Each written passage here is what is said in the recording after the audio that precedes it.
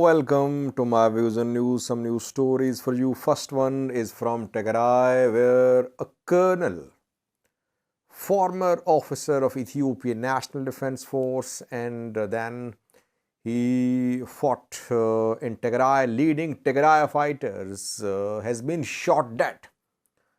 Incident happened around 3 to 4 weeks ago. Around 3 weeks ago. A viewer shared this information with me. He said, Sajid, why aren't you speaking about the death of this colonel? Tigray state media is silent. You should cover the death of this colonel who killed him. Firstly, so much is coming in that it becomes difficult to cover all the developments. Yes, if you think that I am missing important developments in the coverage of Ethiopian Eritrean affairs, please correct me, please guide me, please share the relevant information. Secondly, viewer, Tsadkan, Gabriel Sai, Lieutenant General, his name is being proposed for the slot of Vice President in interim government. Who proposed his name? Will he be appointed as the Vice President? And thirdly, US State Department today shared details of the visit of Antony Blinken to Ethiopia. When will he arrive in Ethiopia? Who will he meet in Ethiopia? Firstly, viewers, a colonel who fought in Tigray war in all 3 rounds of fighting has been shot dead in Tigray in mysterious circumstances.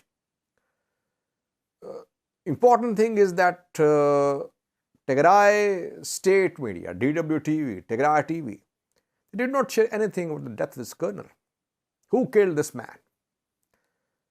Haile Issas Abira is a former colonel of Ethiopian National Defense Force. He joined TPLF, Tigray People Liberation Front, when he was just 18 years old. He fought in the war against Dergs. Then he became part of Ethiopian National Defense Force. And he was leading a tank regiment in Ethiopia War of 1998. He was part of ENDF. But in 2018, when PM Abiy came to power, some ENDF officers from Tigray were fired. He was one of them. He was fired. He came to Tigray and he started training militias, government-backed militias in Tigray. Then war broke out in November 2020 and he became part of Tigray Defense Force, and he was leading some tank regiments of Tigray Defense Force. And mostly in the 3 rounds of fighting, he served in southern Tigray, Machu, and nearby areas, Gerakaso, Elamata, Korum, nearby areas. He was leading Tigray fighters. Mostly he was leading tank regiments, tank units. He was shot dead in Machu, where he fought in the last 2 years. Shot dead by unknown man. No one knows who killed him. Shot dead on the 21st of February. So around 20 days ago, around 19 days ago, he was shot dead. And then the next day, on the 22nd of February, he was buried at St. Michael's Church. But the Tigray government has not shared any details. Who killed this colonel? Someone from Tigray, some member of an armed group, or member of some other ethnic group. No one knows. But fingers are being pointed towards Tigray regional government, Tigray military commanders. They are not sharing information about the death of one of their commanders. Why? Why are they hiding it? They should have conducted a detailed inquiry into the death of this colonel who fought for Tigray, who fought for the people of Tigray. Now, when he is dead, no one is talking about it. Very surprising. His death is being confirmed by some Tigray activists who broke this news. And so far, no denial from Tigray regional government.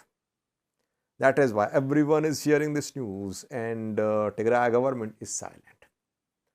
Yes, inquiry should be conducted because we know that a few days ago, Tigray Independence Party accused Tigray military commanders that they executed some Tigray fighters who were asking some questions. Tigray fighters were being demobilized, disarmed, or not being allowed to ask questions. That is why, in some cases, senior commanders took action against the Tigray fighters. That is why now fingers are being pointed towards Tigray regional government, Tigray military commanders regarding the death of Colonel Abira. Investigation is needed. Secondly, towards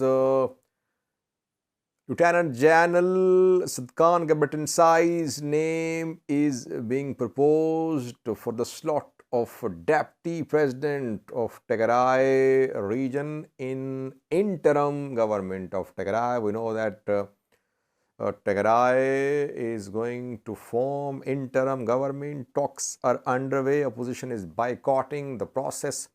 Tsadkan also raised questions about this process. Tsadkan called for a more transparent process.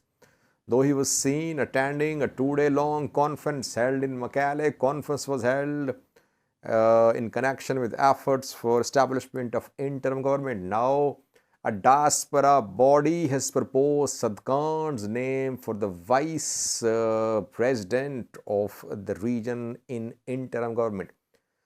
GSTS, Global Society of Tigray Scholars and Professionals, issued a statement today. Third statement from this group about interim government. This diaspora organization says that the organization was contacted by the players which are forming interim government in Tigray, that the organization should propose 5 names on behalf of scholars and professionals of Tigray. The 5 would be members of interim government. The 5 are for slots like industry, tourism, justice, democratization and decentralization bureaus. This organization sent nomination letters to thousands of intellectuals and scholars. It received 178 replies. Shortlisting was done. And now 5 names have been proposed by GSTS to Tigray authorities for the 5 slots which are going to be given to the 5 members being nominated by this body. GSTS is nominating General Tsadkan for the slot of Democratization and Decentralization Bureau. Head of this bureau would have rank equal to vice president of regional government in interim setup. Tsadkan is not a scholar, I think. He is a general basically. But his name is being proposed by a body who is being asked to propose the names of Tigray scholars and professionals. 4 other names have been shared by this organization, and all other 4 are the ones who are scholars, who are teachers, but not Tsadkan. Let's see, I think there's going to be 1 regional president and 2 deputy presidents. 1 deputy president would be female, could be Ziudi Kiros. female Tigray general. Now, for the slot of other Tigray vice president is being proposed the name of Tsadkan, who is also a military commander. So, can there be two military officers for two slots of vice presidents? So, it's a difficult decision to make. Let's see what happens. So, for Tsadkan is being proposed by diaspora. Diaspora is backing Tsadkan. Tsadkan's proposals for the formation of interim government by following a transparent mechanism. But are other players in Tigray ready to give some position to Tsadkan? That remains to be seen. And players in Addis Ababa too. Thirdly, was Anthony Blinken, U.S. Secretary of State, has announced his schedule of visit to Ethiopia and Niger. U.S. State Department issued a statement today about Anthony Blinken's visit to Ethiopia. He will arrive in Ethiopia on the 15th of March. On Wednesday, he will be in Ethiopia. After that, he'll visit Niger. In Ethiopia, he'll have meetings with obviously top government leaders. He'll meet with members of aid organizations, members of civil society, members of African Union headquarters too. And he'll focus on issues like implementation of Pretoria deal, humanitarian deliveries to the war affected areas, food security, transitional justice, and other issues. Mentioning of transitional justice by U.S. State Department indicates that at least on the paper, U.S. is not stepping back from its position that UN Inquiry Commission must be allowed to hold independent inquiry into war crimes committed in Ethiopia. Ethiopia is hoping to receive direct financial aid or loans, grants through IMF and World Bank through this visit of Antony Blinken. Let's see what happens.